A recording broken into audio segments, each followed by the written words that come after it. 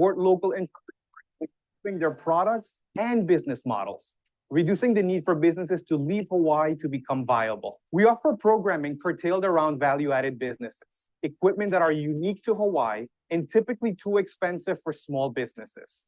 Provide consulting and know-how to help improve products, reduce cost of production, and increase shelf life, all critical to the success of local products and are now available in Central Oahu for statewide access through the community colleges. When we look at facilities that can help support scaling products, bringing new products to market, there's very few in Hawaii.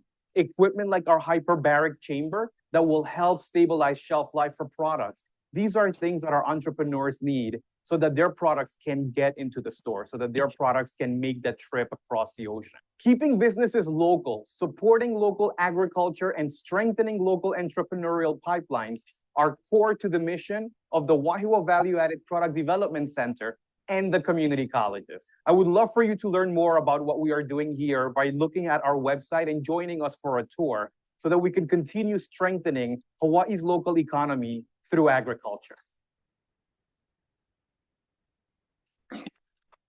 All right. And with that, I want to introduce our two special guests. Oftentimes when we approach the work around value add here at the center, we're doing it through an educational lens. And I couldn't be happier to be joined by two individuals that are really committed to supporting value add, entrepreneurs, and other folks that are looking to learn in this space with that educational lens. So would like to introduce Jason Ball, calling in all the way from Norway. He's with Artikskmat. He specializes in product development and also works in the educational space. And Christiane Bolosan-Yee, she is instructor for our Āina to Mākeke program at Leeward Community College, working with local value-added entrepreneurs to be able to grow and scale and to achieve their goals in the CPG market. So thank you both for joining. Aloha. Thanks for having me. Yeah, same. Hello. Thanks for having me. And so guys, this is going to be just really informal kind of talk story, but I did have some just questions. Maybe first off, we'd just love to hear just a kind of a brief overview of what you do in your respective spaces. Yeah, maybe you could share more about your professional background and what kind of led you down your path. Christiane, maybe you want to start? Okay. So, geez, what led me down this path? I think 14 years ago, I started off running a nonprofit, and it was all about economic development. And that's where I got the bug of being a business coach and a consultant. And from there, just started training and developing, and then found Leeward Community College and being an instructor that created this food entrepreneurship program for the center and for Leeward College. It's been really fun, but as a business coach for the food industry, I think I began really, like I said, 14 years ago when I did that nonprofit, and it was all about finding passionate entrepreneurs and also kind of bringing everybody into this whole holistic way of doing business. So I have also, as a serial entrepreneur, right, I wouldn't think like as a business coach, right, I have like multiple businesses as well.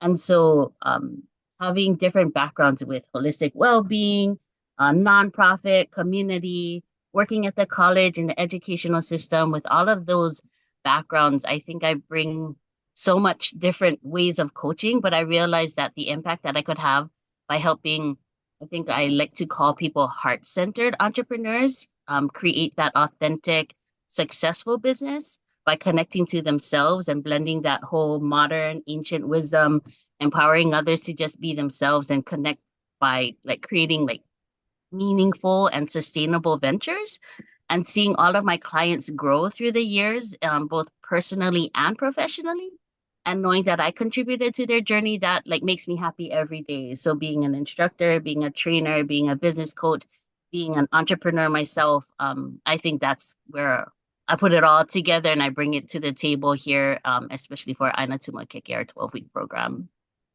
I think that's in a nutshell of who I am and what I've been doing over the past 14, 15 years. Very well. Thank you, Christiane. Jason. Yeah. Yeah. Hey, everybody. My name's Jason. I am calling in from Norway, as Chris mentioned, but I'm actually from the States. And just a little bit about my background. I went to culinary school and I worked as a chef. I just always was drawn to food and very interested in food and cooking. And so naturally, it was kind of the path for me. And then over time, it is really great to hear Christiane talk about impact and some of the things that were interesting to her about working in this space. You know, over time working in restaurants, I sort of really enjoyed working with food, really enjoyed being creative, but I felt that my impact was like could be greater. And so at the same time, I became much more interested in science and food science specifically, and started to move into this space with the goal to be a product developer because I thought that I could increase my impact in so many different ways, whether it was working with particular products, whether it was working with producers, you know, again, just kind of on the same line as Christiane was saying, helping people realize their goals and using some of the skills that I think you learn as a chef and you learn working with food, but then kind of augmented with scientific understanding and a lot of the knowledge that I think is helpful when it comes to food processing. You know, as we saw in the video, there was mention of shelf life, stability, food safety. You know, there's all these things that are really important. And so kind of combining those things, yeah, was a big goal of mine. And so, yeah, I returned to school to study food science and then was working in Copenhagen at a research boat, and then moved into a position as a product developer at Oregon State University. And that's actually where Chris and I met. And I was there for 7 years, working on a product and process development team. And then I moved to Norway and am now doing similar work in northern Norway. So I'm actually in a town called Mosjøen, which is 11 hours north of Oslo. So we're just below the Arctic Circle.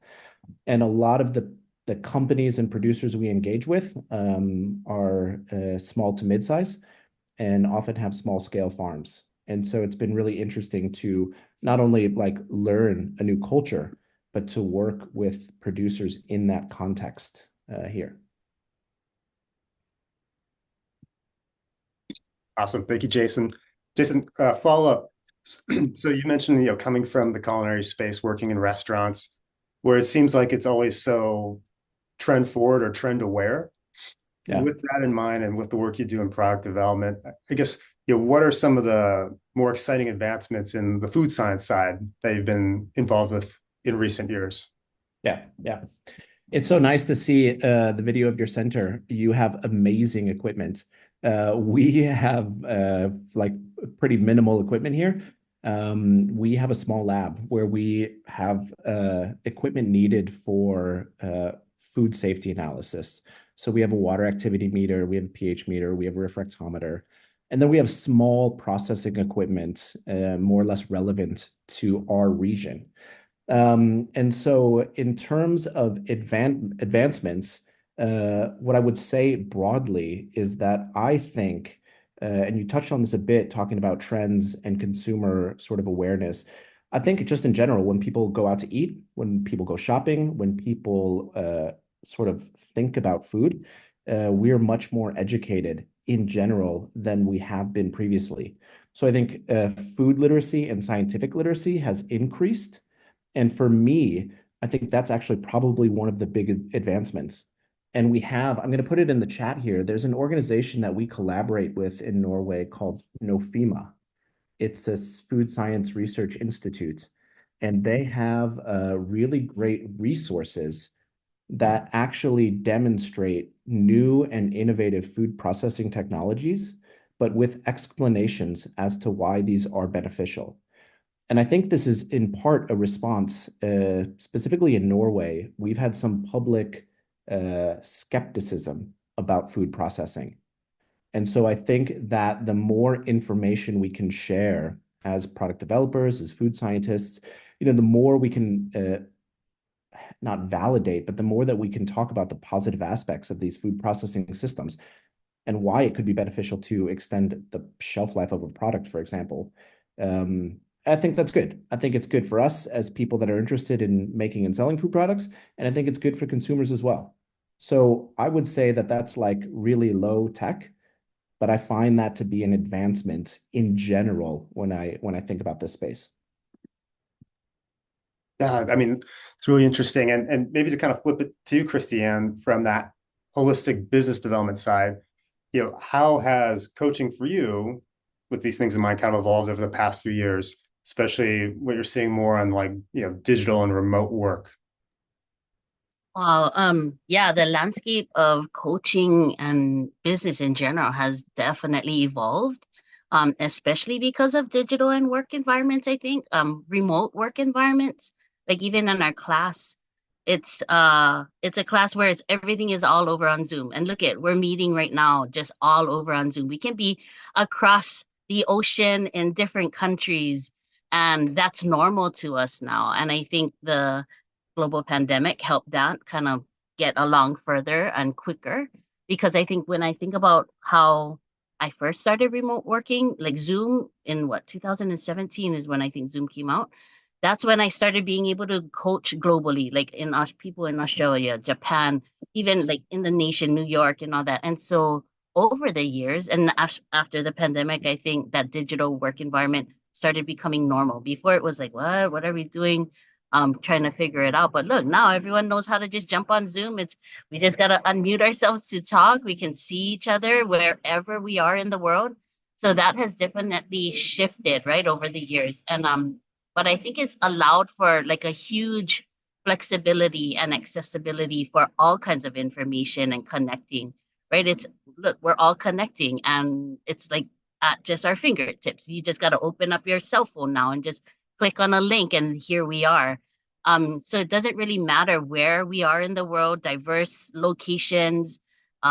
Even though we can't travel over the ocean, it's like we don't have to now. And so tools like these virtual workshops, online coaching platforms, it's been so important to make it easier for all of us to continuously be able to connect and create that sense of community, I think, amongst entrepreneurs. Like we have what do you call it? We have our food scientists. Look, Jason is across the way. We have our food scientist that we work with for product development. And he's not even here in Hawaii, but our entrepreneurs can connect with him like really easily over a phone call. And this change, I think, really highlighted the importance of being users of technology. That's what I say in my class. I'm like, guys, we have this platform we're using. We're using Google Classroom. We're using Slack. We're using Zoom. And I'm not going to apologize if you are not able to jump on. You gotta be a user of technology. YouTube can tell you everything. Google can tell you everything. And I think that importance of that being digitally literate and being able to adapt, I think that's how we're all gonna thrive in this increasingly online business landscape. So remote working, digital totally made things so different for us now, but I think it's a good thing. So it sounds like from that, Christiane, not only does it create open access points for information and upskilling, but also can really turbocharge this effort, right? You could get the information out faster. You could work with more people faster. Way faster because of this remote and digital like landscape that we're living in now. Yeah, technology. Well, so Jason, I mean, with that in mind, I'm curious to hear about what ways, from a food scientist perspective, you can benefit from some of these insights, some of these interactions that are coming from folks like Christiane on the business development side to continue to ramp up from a product development perspective. Yeah, I mean, I just agree with everything Christiane just said, and I think that applies to working together. I mean, I think interdisciplinary collaboration is always a good thing, and I think especially when we're in this space, you often hear people make jokes that it's like crazy to start a food company because it's complex. It's complex from a food perspective and food safety and food quality and actually taking raw materials and turning them into something that is delicious that many people want to eat. But in addition to that, which is difficult enough, on top of it, you have to manage a business. And I'm not going to pretend to know anything about business because I don't. But what I would say is that, for somebody like Christiane and myself to work together on a product development project, for example, it would benefit the company that we're working with. Meaning, if I'm developing a food product from the food science perspective, it only benefits our client if I'm considering food costs and I'm considering how products are going to get to the facility that we're in, or I'm considering the volume and scale that we're going to work within. And I'm considering how we're going to market and promote this product to consumers, how we're going to package this product, and where we're going to get that packaging from. I mean, there's all these things. And so if I make something that's really, really delicious, but it's actually not feasible in terms of the cost of ingredients or the packaging required or the processing required, then it's pointless. And so like knowing that and sort of working with that in mind and being open to like understanding like maybe not criticisms, but like understanding the restrictions, and working closely again with somebody like Christiane, it only benefits everyone, I think. So Christiane, you've been referencing Āina and Mākeke, which, for those that might not know, so Āina and Mākeke is a 12-week crash course in food entrepreneurship where value-added entrepreneurs can really work to get their product into more wholesale opportunities, learn kind of soup to nuts, everything from cost of goods to introduction to things like e-commerce, right, and product development.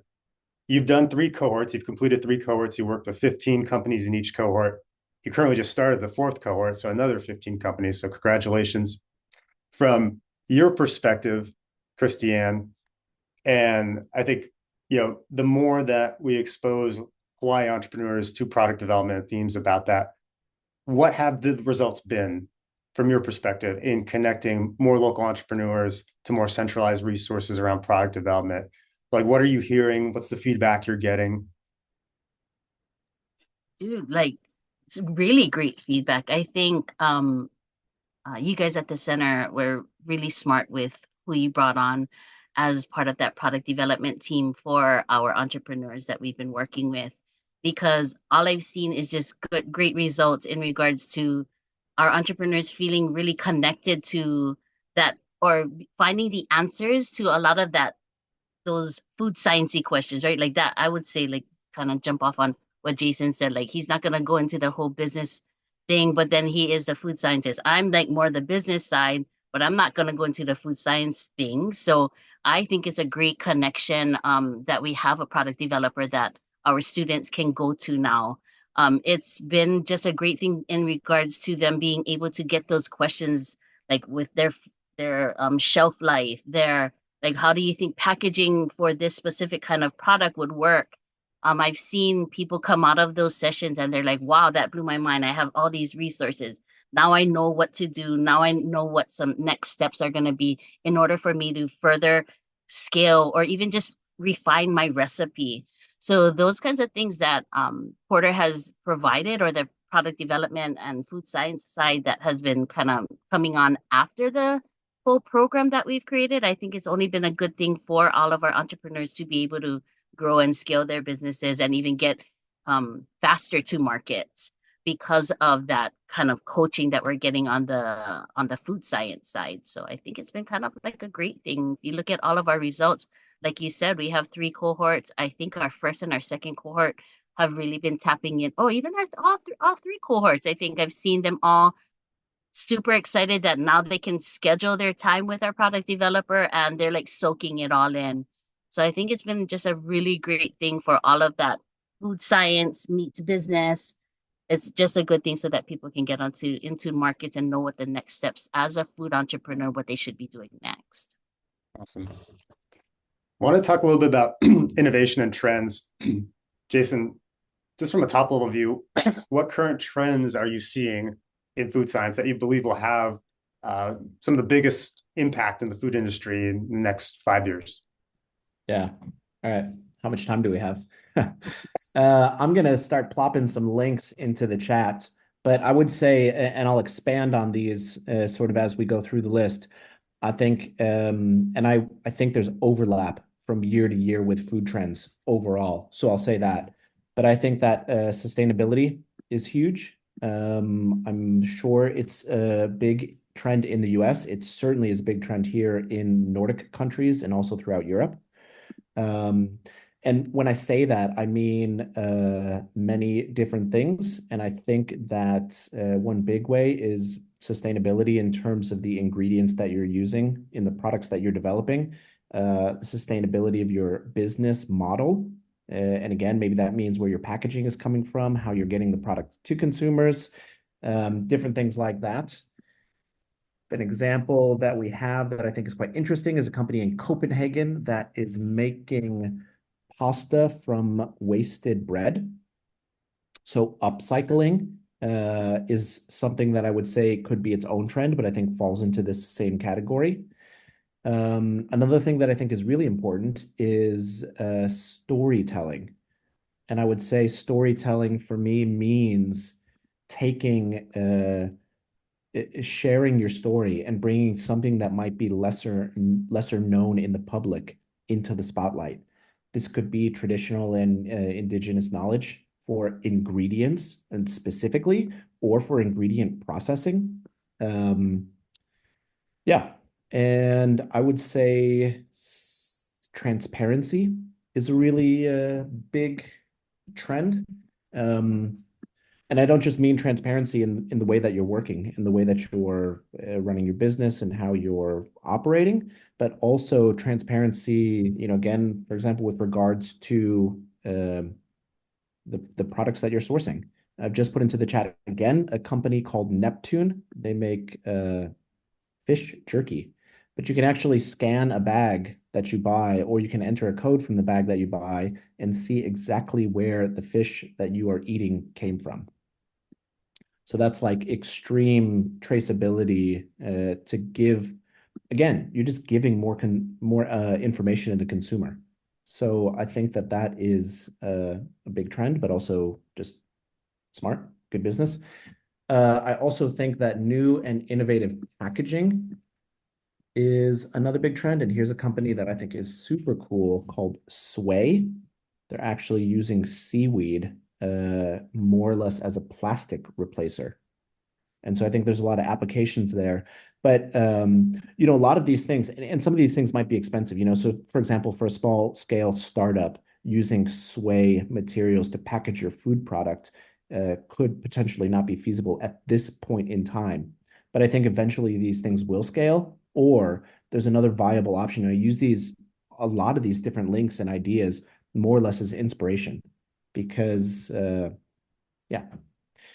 we talked a bit earlier about education. I think educating consumers falls into this transparency trend. And then lastly, this is probably the one that I know the least about, but I would say that there's a lot of trends in tech that will be coming out. Maybe Christiane knows more about this, but I think there's a lot going on with AI in terms of production, but also, in terms of food processing as well. And that's like a short list that I've gone through quickly, but yeah. We'll do the follow-up session soon. We'll get that on the calendar where we just talk just about this. That was incredible. Thank you, Jason. Excuse me, Christiane. So from your perspective, what are some of those key strategies that businesses in food and the industry should adopt to stay competitive and innovative in this changing market? I kind of want to chime in on all of the things that Jason mentioned, right? To stay competitive, that packaging, the innovative packaging now, I think is like really something that people are being more aware of. Like, okay, how do we make our product look better? How does it come across to our client or to the customers? But really, is it coming from a good source and a good place? And I think people care about, more businesses are now caring about, like how Jason mentioned, being more transparent about their sourcing, about their production practices, about their eco-friendly practices. Are they sourcing locally? Are we supporting local? Are we, like, on the cultural aspect, are we thinking about how culturally are we connecting our consumers to our product in different ways? I really like how you talked about that continuous innovation, Jason. I think with that AI trend, definitely. I think in all of my classes, all the way through teaching, consulting, training, development, all the different spaces that I'm in. I think last year is when I started really saying, you know what, yes. I mean, it's been years that AI has been like, this is what we all need to jump on. But every day now I say, every day you should be using AI in all the different ways and just getting more and more familiar of what artificial intelligence and machine learning can do for us, and especially with our businesses. So definitely that's a trend that I think if you want to stay competitive, like you see it all over social media now. You can write a book with AI. You can create your processes with AI. You can create, like for me, I create presentations in like seconds with AI now. And just to kind of be able to be in that forefront runner of how do you use what you have at your fingertips, you got to be all up in AI, I think. So that's something really important. I think if everybody's going to want to stay competitive, you got to figure out how to use AI and incorporate it into your business. That's definitely something. And I think that whole authentic storytelling, you can ask any of my students throughout the entire 12 weeks. I'm asking them to talk about themselves. And a lot of times business owners, they want to just talk about their product. They just want to talk about, here, buy this product or look at how great my product is. But really, yes, people care about the product. It has to be good. But then before you even get people to taste your product, they gotta actually like you, know about you, trust you, find you. And so that is through storytelling. It's that real connection that people want to feel now. It's not just what's on the shelves. It's about, oh, I know that product, or oh, I'm gonna take a look at the packaging and look at their labeling. I'm gonna look at where are they getting these things. A lot of times the people that are gonna find you is because they found you on social media now, or whatever your online presence is. Because we're in such a digital world, how do we find each other? By looking at social media, figuring out what are the marketing, like who's out in the space, and really caring about the stories that we tell. So I think brand loyalty happens because people know who you are and what you do, and then the product is a secondary thing that happens. It's like, oh wow, I really like this person, I really like what they're doing, and then wow, they just so happen to have these amazing great products. Or it could even find on the flip, right? You find a product at the market and you really enjoy it, you really like it, you want to buy it again, you're going to go look that person up or look that company up again. So then you create that brand loyalty. But I think it's so crowded, the market space, but knowing who you are and what you're doing and being able to tell people about it and using, again, I'm going to circle back to AI to help you do that. I think that's where you're going to stay competitive. Awesome. And Christiane, I'm going to stay with you, kind of jumping off of this past question. I mean, you've worked with dozens of entrepreneurs. You help propel them in the market, not just food specific, but you've been working with a lot of food entrepreneurs lately. And I say this humorously as a food entrepreneur myself. We can be stubborn sometimes. We feel like, oh, our recipe is the best. Our formula, our product is the best. My label's 100% perfect.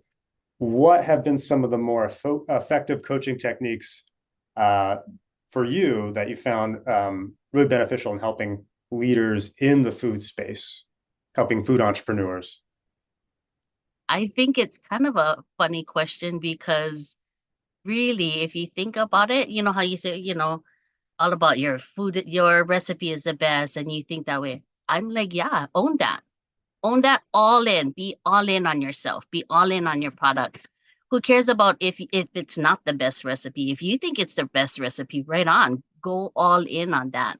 Because the only person that's going to make this work, or your product or anything work, is going to be you, the business owner, who's going to take ownership of really being yourself and loving your product and loving yourself. I think it's kind of funny. Like when I do my whole program, I've gotten like, wow, what is this? It's a kumbaya session. Yeah, it is, because I want you to know who you are.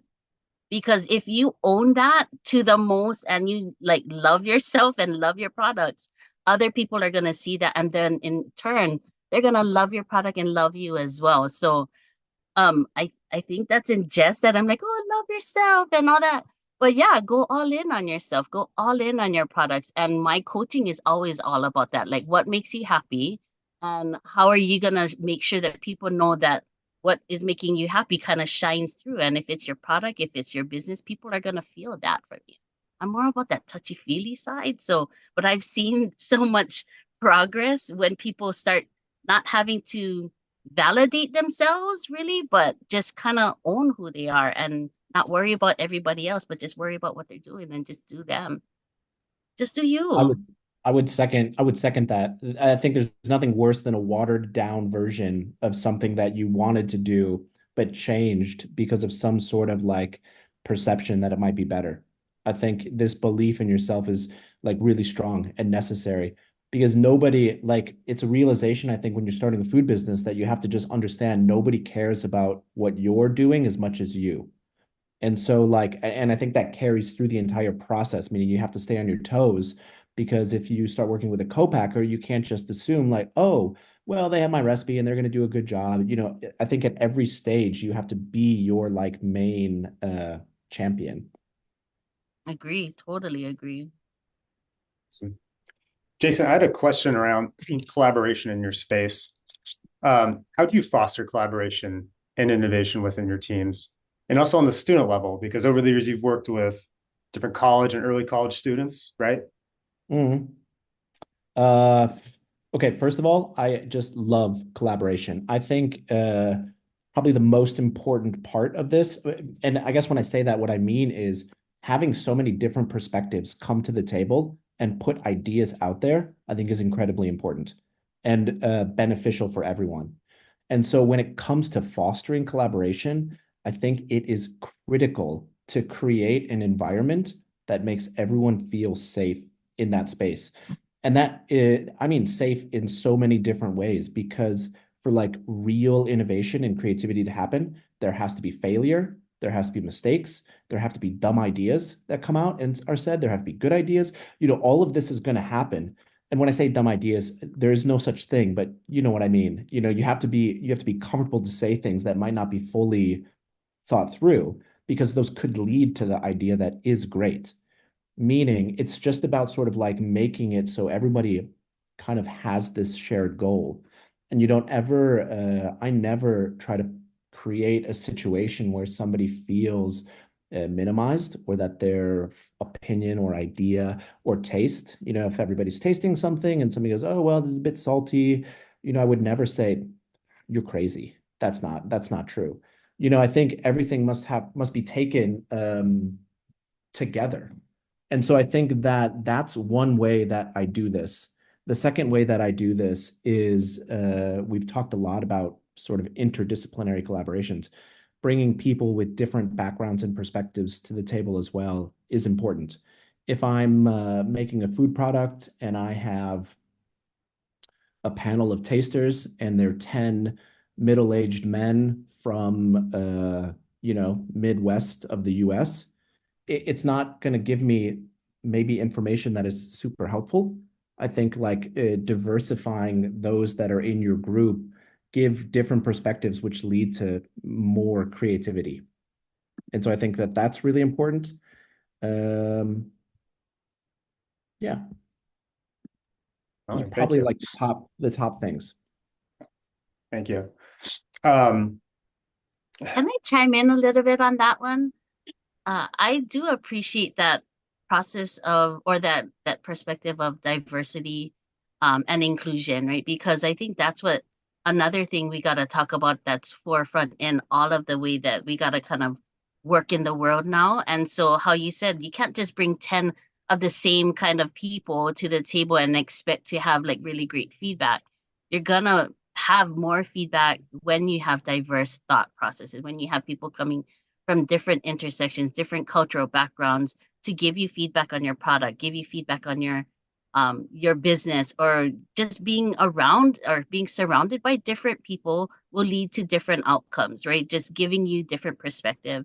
So I like that you talked about that because it's true. Like you and having that safe space, you will always hear me say that in all of the places that I'm at. I always want you to feel safe. I want you to feel that it's okay to, like you said, right, Jason, make mistakes, fail fast, fail forward. That's what I say, right? And it's like, why not create that kind of space so that we have that kind of nurturing environment so we all can thrive and grow? I think that's the thing, right? We all got to thrive, grow, connect, and be together because you cannot, in this whole game of entrepreneurship, I know we always talk about solo entrepreneurship, but really that doesn't get you very far.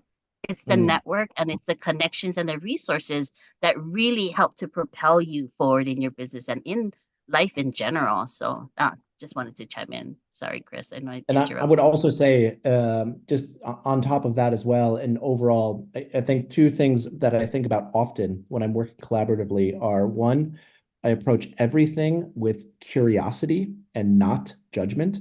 I think that's really important. And the second thing is that, oh no, I hope I didn't just lose it. Oh, I don't ever look at things as better or worse, just different, right? So anytime you're doing something, there's a goal and you want to achieve this goal, there are many different ways to do that. And I would never say that a food product or a way of doing something or a way of talking about something is better or worse. I think they're all just different. And I think that using this type of language and these types of approaches create that environment that we are talking about. Well, I guess, I mean, to follow up to that, and I think this is great.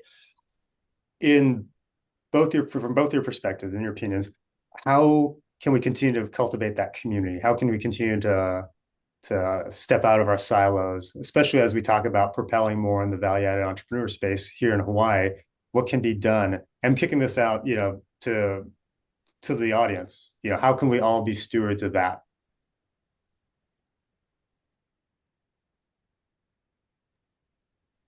Yeah, at this point, I want to listen because this is what I'm curious about. I mean, I think one example is what we are doing now.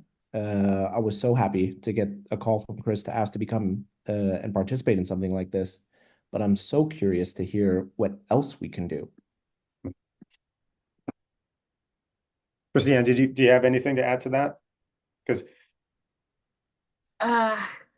So I think from what I'm seeing with a lot of my students is the questioning, throwing out questions, and like Jason said, being curious. I think with everybody not work, everyone thinks we're working in silos, but when you look for those connections and the way that you find those connections is being like inquisitive, like you got to ask questions. You're looking for, I think in Hawaii right now, we're looking for chili peppers. We're looking for lilikoi. And once I saw people say that in one of the chat groups that I have, or then in my class, they they're all working in a team of in Slack, and they're all talking about where can I get these ingredients, where can I get, and then you start seeing everyone start chiming in.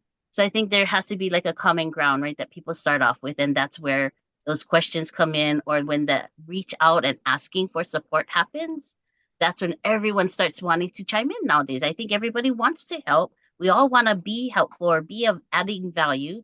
So I think it's that curiosity of just starting out a conversation because of there's a need or a want, and then you start seeing everybody start chiming in. So that networking, I think, is kind of really important. But I think that's what I've been hearing more. So how do you create that community? One, create that safe space so that people can ask questions. And then once the question starts being answered, then you start seeing that network grow. And it'll continuously grow because then everyone starts feeling safer to say, oh, well, I'm looking for this or I'm in need of that. And then you start seeing that just community happen organically, I think. yeah, and that's great. Absolutely. And maybe, I know Naomi dropped the question and maybe we could revisit it at the Q&A session at the end. But yeah, so we'll hold that thought. I did have a couple questions. So Jason, I mean, from your end, is there a particular myth around food science that you wish more people would understand, or something you could demystify? Yeah, I would say that I think the myth is that it is really intimidating and that it's like a really big hurdle. And I think that know that myself, for example, when I was starting to get into the industry, it really felt like a lot of information, and it really felt like it was out of reach. But I think that when you sort of start to go down a path, and if you're developing a food product, if you're working on a particular company, I would say that you can pick the things that are relevant, like highly relevant, and start there. And you start to chip away at like gaining some of this knowledge and ultimately find out that there are some key principles. And once you discover these and learn them, they're applicable to many different types of food products or food processing techniques. And so, yeah, I would say that's one big myth. I often feel like there's this invisible wall that is maybe, again, a bit intimidating and pushes people away or makes them a bit reluctant to approach food scientists or engage with the scientific community. Kind of in the same way that you would like, I think of a restaurant operator that's scared of their food safety inspector. For me, it should never be like that. I think that you should have a good relationship with that person because it only benefits you and your company. And I feel the same way about the scientific community. If you're a product developer, you're working on developing a product for your company and starting up, you only benefit from engaging with people that have knowledge in this area that is different from you. Yeah, and I think the other thing is be open-minded to uh, different processing technologies, different outcomes. So, for example, if we think about high pressure processing, maybe I could be skeptical because I really want to share something fresh, or I would use that word and say I want to share something fresh or minimally processed. My thought would be approach that with an open mind to see what the outcome of this processing technology is and how that can be beneficial. So the myth being like not all forms of processing or pasteurizing food are negative. Mm-hmm. Mm-hmm. Great, thank you. Christiane, what's a piece of advice you often give to clients that you think everyone should hear? Everyone should hear, I think, kind of chiming back on the just be yourself, right? Be you, own who you are, and just bring that to the table every day. I think it's funny, right, Chris? You and I have coached all of our entrepreneurs over the past year and a half. And I think at the end, we're always saying, you got to just show up and show out. I think if you show up for yourself, show up for your customers, your clients, show up for others, show up for your business, and bring your best foot forward. I think that's what it is all about, right? Just show up, be you, and show up and show out. But really, that's kind of like I'm saying that, but really being just who you are and genuinely approach your life, approach your business as who you are, your authentic self, and just really be committed. I think that's the other thing is if you're gonna start a business and continue and want that business to thrive and grow, I think you have to be committed to yourself and to that success and committed to all the goals that you set for yourself. And I think um setting goals is something important too. I think a lot of times we all just think as business owners, oh, I just want to make money, but really, how much money do you want to make? Oh, I want to make an impact. Well, what kind of impact do you want to make? Like knowing those things, I think that's like really important. Just again, be yourself, authentically who you are, and just show up, show out, and just kind of know where you're going. Always kind of have that North Star in mind. Like this is where I'm going and this is why I'm doing it. And I think the more you can connect to your why and that impact, that overall impact, I think now I've always been talking about social entrepreneurship. It's like, it's not just about you, it's about the collective. It's about what you're doing and how you're adding value. I love that, adding value to the spaces that you're in. Yeah, I appreciate just that perspective of just approaching things with authenticity and just that openness. Jason, so much of the work we're doing here and the conversation around value add comes as an extension of our ag community. And I'm really curious in the work you're doing in Norway, how does your projects or your research tie into the local ag of that ecosystem? And if there are any particular upcoming projects you're particularly excited about that you'd be willing to share? I think there's always some real interesting synergies that we could learn from one another, especially across, halfway across the world as far as like what's happening and, how can we learn from one another? Yeah. Yeah. I mean, I think we always forget like agriculture is the starting point for so many things. I mean, of course, especially in the space that we're talking about, but sometimes we're steps removed from where the source of the agriculture is. And so we can forget that.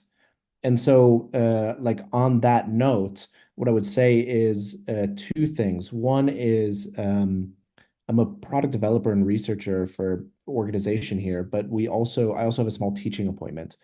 And we've been working with a school in Denmark and a school in Finland to actually develop a curriculum that bridges agriculture and culinary arts. And when I say culinary arts, that's the umbrella that includes product development and food processing. And so the idea being that we're putting, in Norway, we say landbruk, like farmer students together with chef students in both cooking courses, product development courses, and also farming courses. And so we're trying to minimize that gap, not only with like knowledge from the student perspective, but also in the future when these students become farmers or become chefs, uh, there won't be a hurdle for them working together because this will have already happened in education. And so that is something I'm really excited about. I mean, and especially because a lot of our clients and people we work with here are small producers.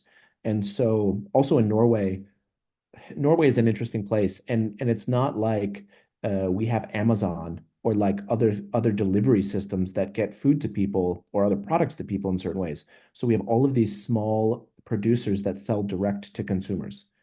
And so processing food on site is a reality in many of these small farms throughout northern Norway. And so, yeah, we're working on that. And then in addition to that, we are working on some surveying. So this is a little bit different than food science, but more kind of into surveying and marketing to actually understand how many producers we have in northern Norway, where they're located, what they produce, and what their waste streams are. So the idea being that one, we can take all of this survey information and make it available to people that are interested in purchasing products. Like Christiane talked about, somebody that might be looking for chili peppers or somebody that might be looking for particular fruit. This information will be available by that means. But then also we understand what waste streams they have to help them either utilize them themselves or again, identify that that could be a viable product for another business to use. And so sort of like connecting those dots as well. Yeah, those are two things that we're working on now that I'm a bit excited about. It's incredible. Yeah, thank you, Jason.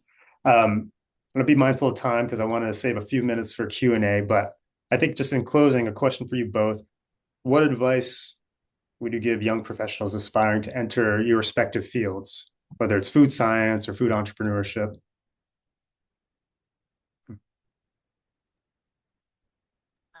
One piece of advice I often give my clients is everybody just stay true to your values. Again, I'm always going to circle back to that. Like just stay true to who you are personally and professionally, because that pursuit of success that you're not chasing, but working towards every day, you can get caught up in all these different pressures and you can sometimes lose sight of what really matters to you. So for me, by staying in alignment with who you are, your core values, being authentic, building trust amongst the people that you connect with, and really making those connections meaningful so that you can foster that sense of purpose and fulfill all the hopes and dreams that you have.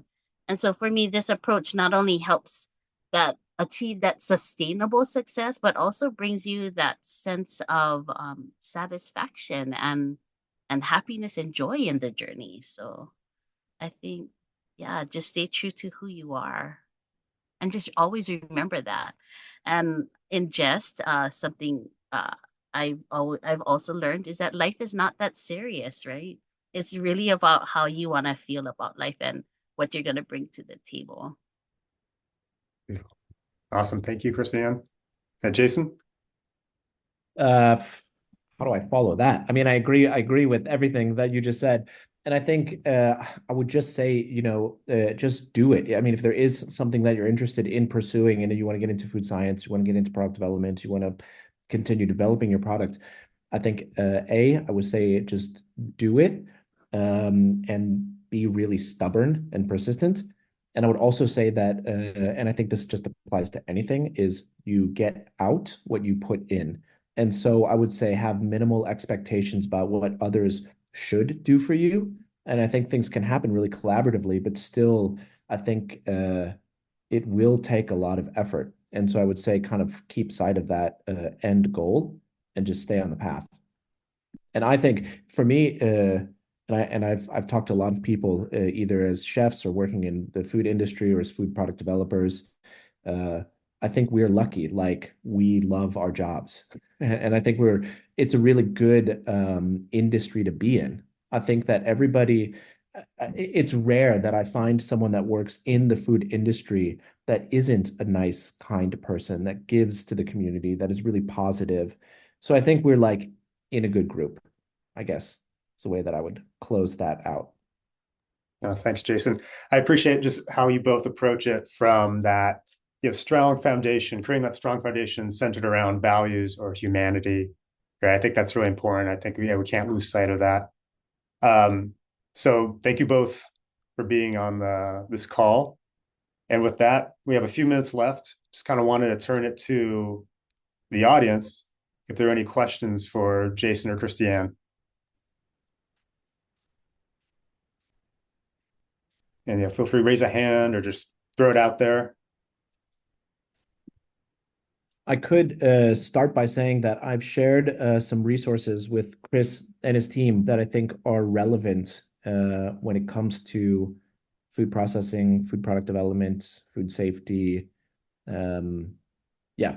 And so I'm sure that he will share those. And I've put my email in the chat. And so sometimes questions don't come right now, but of course they will. So I'm available anytime. So don't hesitate to reach out. We appreciate that, Jason. And Jason's in Norway, where right now there's it's sunlight 24/7. So, he might be he should be. I basically don't sleep, so yeah. My response time is really, really quick. Kimmy in the chat didn't have a question, but wanted to share a quick comment. Kimmy, go for it. Hi, everyone. Thank you so much for allowing us to jump on. My name is Kimmy Mākeke. I work with the University of Hawaiʻi. I'm with the Community Design Center, the School of Architecture. Really interesting to hear how value added is moving, and we're so excited that the Value Added Product Development Center has opened. Wanted to kind of just real quickly introduce myself and my team. We have Hannah and Jerry is on the call as well. We've been tasked with the state to create kind of some of this physical infrastructure that's going to support local farmers and value-added producers going forward. So I wanted to put it out there to, the entrepreneurs or other supportive organizations and individuals. We're working on some conceptual designs for the next steps for you folks. So I know you're in your businesses now, but what are your plans in 3 years? What are your plans in 5 years? What are your plans in 8 years? Where do you plan to be? Do you need physical warehouse space, and what kind of equipment? So I was going to just drop my name and email in the chat. We're really excited that the state is, putting a lot of emphasis on supporting entrepreneurs and scaling up. So if anyone is interested in chatting with us, we're literally physically designing these spaces to support you folks as you grow your businesses. So thanks for allowing me to chime in real quick, and I'll continue to bother Chris and Naomi and keep these connections going. So congratulations, everyone, and thanks for allowing us to be here. Thank you, Kimmy. Thank you for introducing yourself. And yeah, it's been great working with you up to this point. I think we frame our center as that kind of incubator. It's not meant to be the end game. We will support entrepreneurs to continue to grow and ultimately tap into the bigger infrastructure that Kimmy is working on designing and ultimately will be activated. So it's really exciting. I mean, I speak as an entrepreneur myself that 10 years ago, I moved to Oregon, and that's where I met Jason and worked with him because I wanted to launch products and step into the value-added space, but just didn't have hubs like we have now or that the state's building. So just definitely tip my hat to the University of Hawaii and the state of Hawaii to really taking the lead.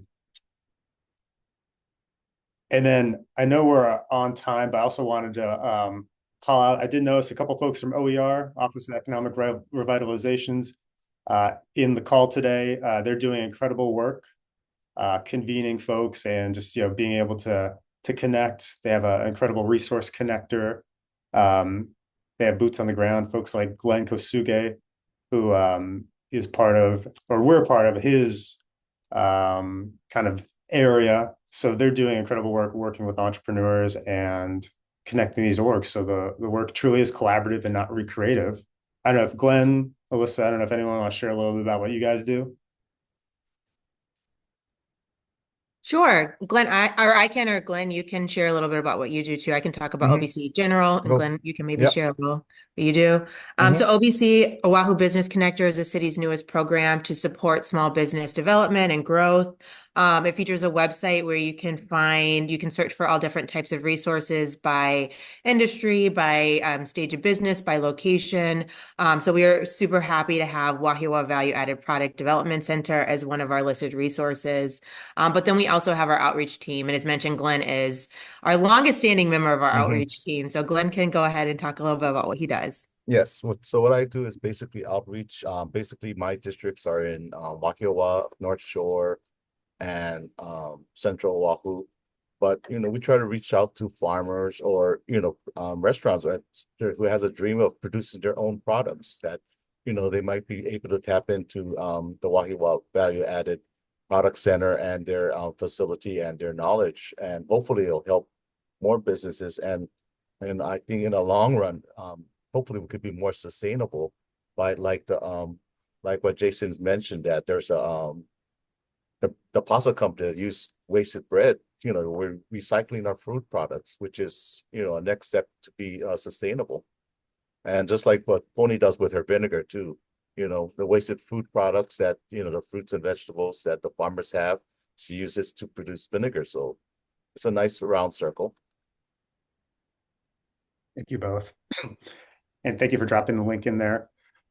And I think with that, I think we'll close this session of Value Added 101. Again, thank you all for being here. Huge thanks to Christiane and Jason for being our guest speakers. It was incredible. It was great to learn from both your perspectives. Jason, thank you for being on. I know it's like sunny in the background, but it is 9 p.m. Norway time, so it's getting late. No, thanks for having me. Thanks, everybody. Anyway, we look forward to having you out in Hawaii so you can meet everyone in person. All right. And with that, thank you. We're just dropping in. If you have any questions for us, I'm just dropping in our center email, and we'll follow up with the resources Jason shared. So we'll send out to the group as well. So thank you all. Have a great rest of your day. Aloha. Take care, everyone. Aloha.